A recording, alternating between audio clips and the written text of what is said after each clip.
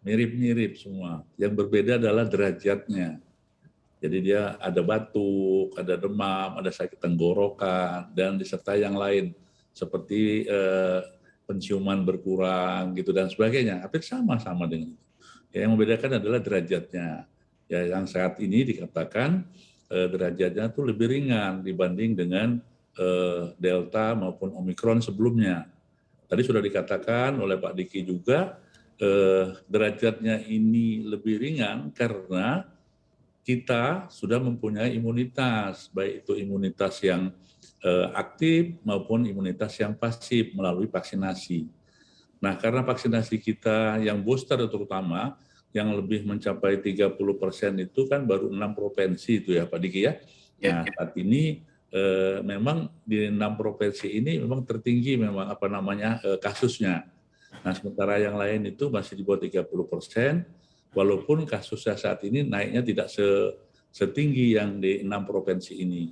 Tapi tentu saja karena kita ingin suatu prevention, pencegahan agar walaupun terjadi kenaikan kasus, tidak terjadi keparahan dari orang-orang yang kena. Cukup dia tanpa gejala atau gejala ringan yang nanti bisa dilakukan isolasi mandiri di rumah maupun di isolasi yang tersentral ya, yang ada selama ini ada, seperti halnya Wisma Atlet ya, kemudian di beberapa daerah provinsi juga mempunyai isolasi mandiri yang diselenggarakan oleh pemerintah daerah.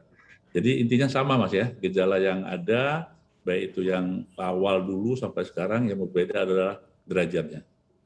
Oke, baik. Pak Diki, apakah ada juga begitu ya kaitannya dengan tingkat vaksinasi RI yang mana memang sudah terbilang tinggi dengan kasus penderita juga begitu yang tadi juga sudah disebutkan oleh Bapak Syahril juga tidak cukup berbahaya. Apakah memang nantinya juga akan tidak orang ataupun orang terkena kasus COVID-19 yang terbaru ini tidak harus ke rumah sakit begitu Pak Diki? Ya, kecenderungannya seperti itu ya, tapi harus diingat data riset menunjukkan bahwa yang aman itu ketika yang tadi sampaikan Pak Syahril, ada modal imunitas dari vaksin yang sudah terbentuk. Itu yang akan mengurangi potensi kalau dia terinfeksi COVID, apapun varian atau subvariannya, dampak pada tubuhnya itu minimal. Nah, ini berbeda dengan orang yang ya dia punya imunitas ya dari terinfeksi saja, atau dia saya nggak mau divaksin misalnya, ya biasa aja nanti terinfeksi. Ada yang memang akhirnya dia punya kekebalan, apalagi usia muda misalnya.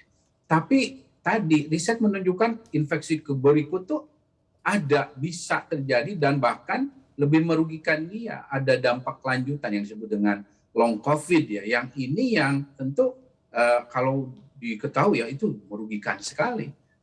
Bisa menimbulkan dampak dalam 10 tahun ke depan dia mengalami penyakit misalnya diabetes, penyakit jantung dan lain sebagainya. Nah, ini yang harus dihindari. Sehingga kalau kita bisa meraih apa yang ditargetkan WHO 70% dari total populasi kita 2 dosis, bahkan nanti kita kejar ke 3 dosis, itu kita akan melihat kecenderungan ini ada penyakit seperti flu memang. Jadi berpola musiman. Kemudian nanti pada kelompok-kelompok tertentu terutama yang rawan, yang berisiko tinggi, dia akan perlu mendapatkan booster ya, berkala. Ya. Tapi harus diketahuinya gini, vaksin yang ada ini bukanlah vaksin yang sempurna ya, saya sampaikan. Belum yang sempurna. Itulah sebabnya kenapa ya ini terus ya. Tapi kita harus syukuri vaksin ini sudah bisa menurunkan kesakitan kematian kan. Tapi ini belum bisa mencegah orang itu benar-benar terhindar dari infeksi maupun mencegah penularan. Makanya kalau namanya bicara herd immunity ya masih jauh banget. Karena syarat dari herd immunity adalah adanya vaksin yang bisa mencegah penularan. Nah, tapi dunia kan nggak diam. Ya, riset saat ini bahkan tampaknya dalam waktu dekat kita sudah akan mendapatkan kabar gembira adanya vaksin yang ya di-spray, disemprot di hidung. Nah, ini sebetulnya yang paling efektif tentunya, karena pintu masuk utamanya memang kan ini kan penyakit yang ditularkan melalui saluran nafas. Tentu kalau bicara saluran nafas kan daerah atas ini ya, hidung dan rongga mulut. Nah, ini yang kemampuan teknologi itu yang akan membantu percepatan kita keluar dari situasi